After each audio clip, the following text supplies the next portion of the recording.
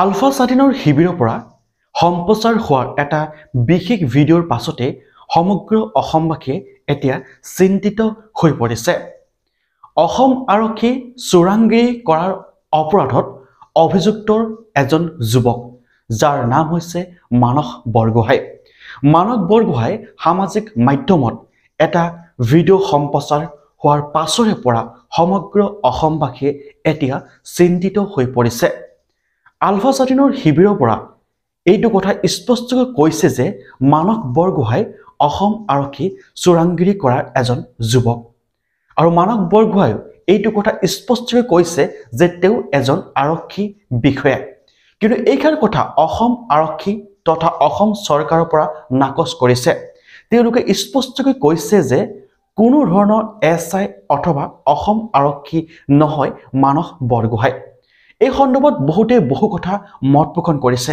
সমগ্ৰ অসমবাসীয়ে আলফা তথা শ্ৰদ্ধাৰ পৰেশ বৰুৱা ডাঙৰীয়াক কাটৰ আহ্বান জনাইছে যাতে এই যুৱকজনক কোনো ধৰণৰ শাস্তি নিদিয়ে। এই ঘটনাৰ সন্দৰ্ভত এই সম্পূৰ্ণ যি ঘটনা সংঘটিত হৈ আছে যে অসম আৰক্ষী চোৰাংগিৰি কৰা এই মানস বৰগোহাঁইৰ ওপৰত অৱশেষত স্পষ্টীকৰণ দিছে অসমৰ মাননীয় মুখ্যমন্ত্ৰী ডক্টৰ হিমন্ত বিশ্ব শৰ্মা ডাঙৰীয়াই। এই সন্দৰ্ভত মুখ্যমন্ত্ৰীগৰাকীয়ে কি ক'লে আজি আমি এই ভিডিঅ'টোৰ জৰিয়তে আপোনালোকক শুনাই ল'বলৈ বিচাৰিছোঁ। যিমান পাৰে সিমান এই ভিডিঅ'টো শ্বেয়াৰ কৰক আৰু অৱশেষত আপোনালোকলৈ আগবঢ়ালোঁ অসমৰ মাননীয় মুখ্যমন্ত্ৰী হিমন্ত বিশ্ব শৰ্মা ডাঙৰীয়াই মানস বৰগোহাঁইৰ ওপৰত কি কথা কৈছে, প্ৰকৃত ৰহস্য কি, সকলোখিনি কথা তেওঁ একেলগে স্পষ্টকৈ অসমবাসীৰ ৰাইজৰ আগত জনাই দিছে। ইয়াৰ পিছৰ খবৰ পুনৰ আপোনালোকক জনাবলৈ চেষ্টা কৰিম। প্ৰথমতে শুনাই দিছোঁ তেখেতৰ মন্তব্য। তেখেত অসম আৰক্ষীৰ বিষয়া নহয়।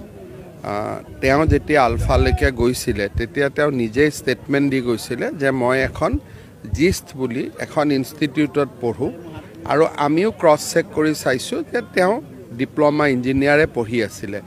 আৰু SI পাবৰ কাৰণেতো পৰীক্ষা দিব লাগে, পাছ কৰিব লাগে, তাৰ সূচী হয়। গতিকে SI লুকাইতো SI হ'ব নোৱাৰে। সেইকাৰণে এই বিষয়টো মই ভাবোঁ যে সত্য নহয়।